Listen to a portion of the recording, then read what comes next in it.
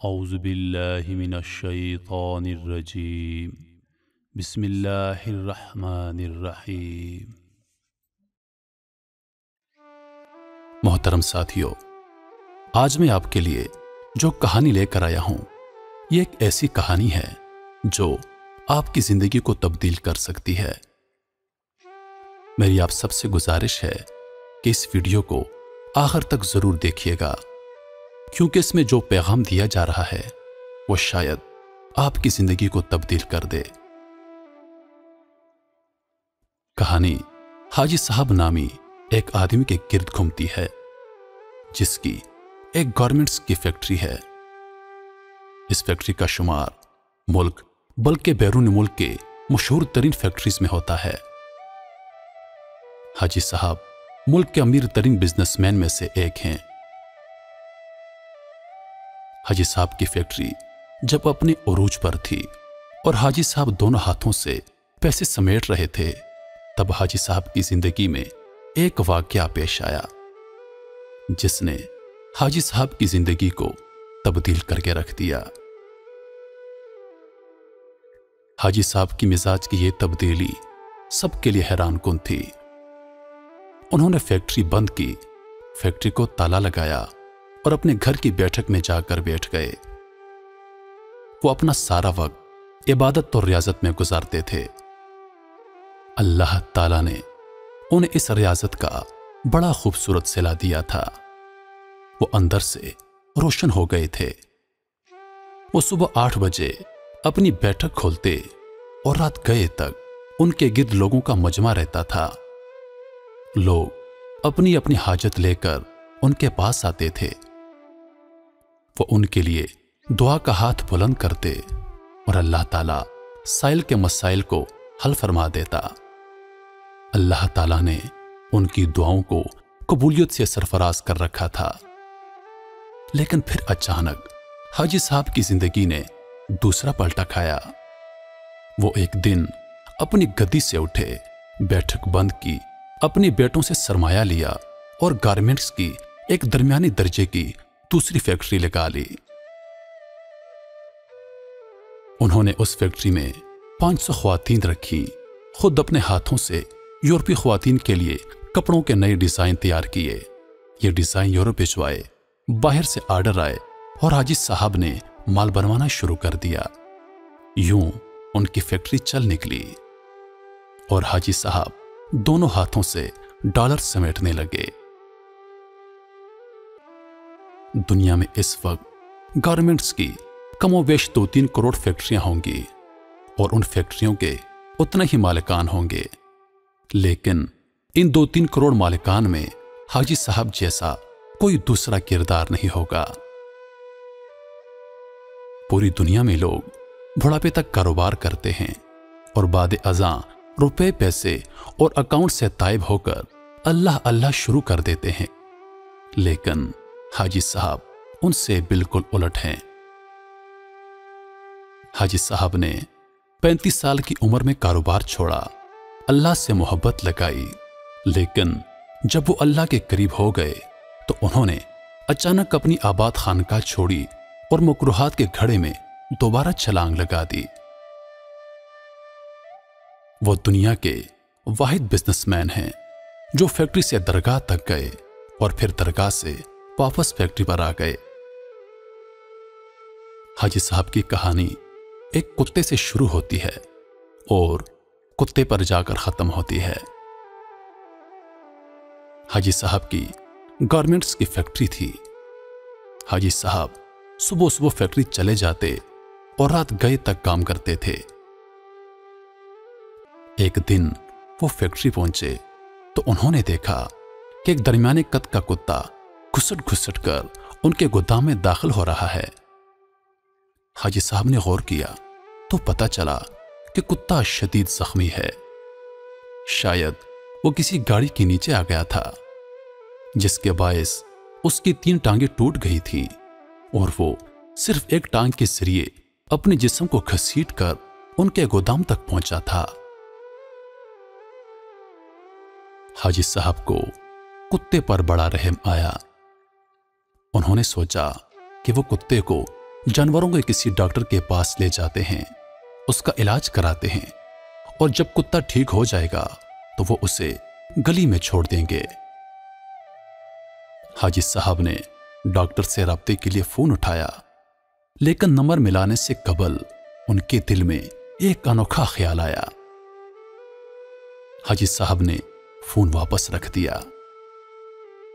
हाजी साहब ने सोचा कि कुत्ता शदीद जख्मी है, उसकी 3 टांगें टूट चुकी हैं, उसका जबड़ा जख्मी है और पेट पर भी चोट का निशान है। चुनांचे कुत्ता रोजी रोटी का बंदोबस्त नहीं कर सकता।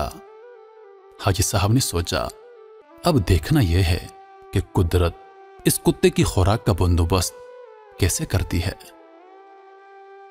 हाजी साहब ने मुशाहिदे का फैसला किया और चुपचाप बैठ गए। वो कुत्ता सारा दिन गोदाम में बेहोश पड़ा रहा।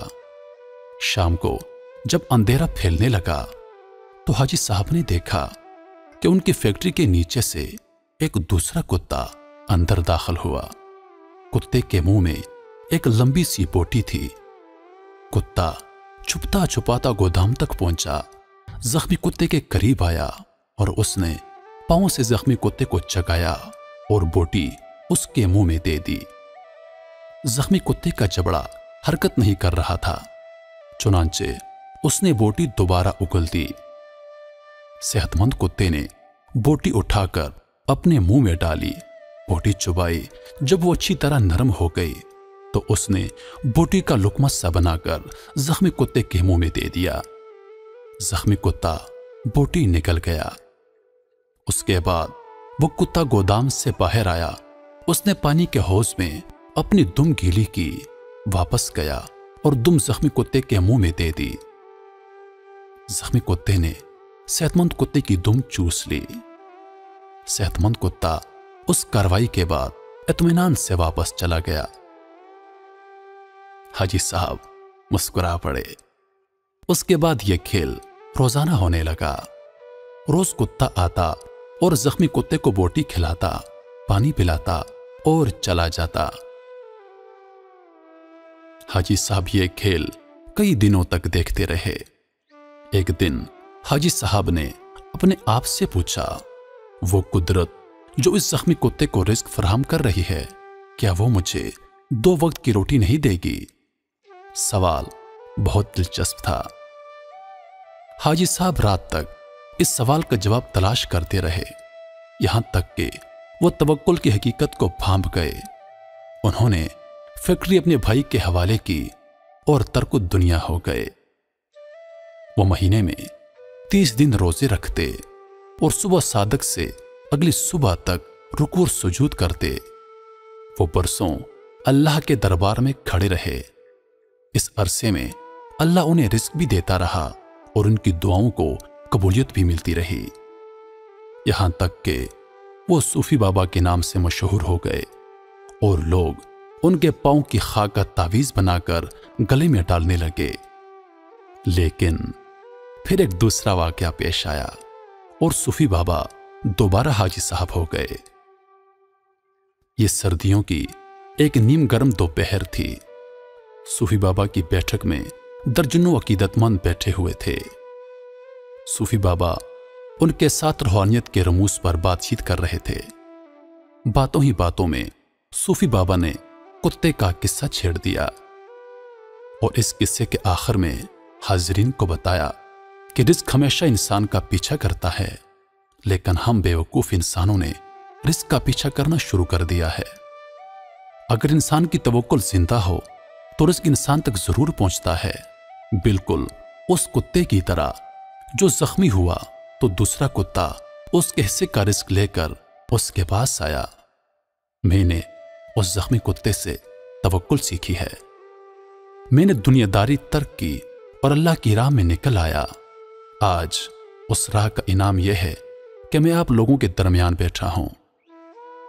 इन 30 बरसों में कोई दिन ऐसा नहीं गुजरा जब अल्लाह ताला ने किसी ना किसी वसीले से मुझे रिस्क ना दिया हो या मैं किसी रात भूखा सोया हूं। मैं हमेशा उस जख्मी कुत्ते को थैंक यू कहता हूं जिसने मुझे तवक्कुल का सबक सिखाया था। सूफी बाबा की महफिल में एक नौजवान प्रोफेसर भी बैठा हुआ था। नौजवान प्रोफेसर ने कहका लगाया और बोला, सूफी बाबा, उन दोनों कुत्तों में अफजल जख्मी कुत्ता नहीं था, बल्कि वो कुत्ता था जो रोज शाम को जख्मी कुत्ते को बोटी चबाकर खिलाता था और अपनी घीली दुम से उसकी प्यास बुझाता था। काश आपने जख्मी कुत्ते के तवक्कुल के बजाय सेहतमंद कुत्ते की खिदमत, कुर्बानी और इसार पर तवज्जो दी होती। शायद आज आपकी फैक्ट्री 500-600 लोगों का चूल्हा जला रही होती। सूफी बाबा को पसीना आ गया। नौजवान प्रोफेसर बोला, सूफी बाबा, ऊपर वाला हाथ नीचे वाले हाथ से अफजल होता है। वो सेहतमंद कुत्ता ऊपर वाला हाथ था, जबकि जख्मी कुत्ता नीचे वाला हाथ था। अफसोस, आपने नीचे वाला हाथ तो देख लिया, लेकिन आपको ऊपर वाला हाथ नजर ना आया। मेरा ख्याल है आपका ये सारा तसव्वुफ और सारा तवक्कुल खुद गर्जी पर मबनी है, क्योंकि एक सही बिजनेसमैन 10,000 निकम्मे और बेहुनर दरवेशों से बेहतर होता है। जवान उठा, उसने सलाम किया और बैठक से निकल गया। यहां हाजी साहब की जिंदगी ने दूसरा पलटा खाया। हाजी साहब ने 2 नफल पढ़े, बैठक को ताला लगाया और दोबारा फैक्ट्री खोल ली। अब वो इबादत भी करते हैं और कारोबार भी, और उनकी फैक्ट्री से 200-300 घरों का चूल्हा जलता है। गरीब लोग उनकी फैक्ट्री में काम करते हैं। मोहतरम साथियों, उम्मीद करता हूं कि वीडियो आप लोगों को पसंद आई होगी। वीडियो को लाइक कीजिए और अपने दोस्तों के साथ जरूर शेयर कीजिए।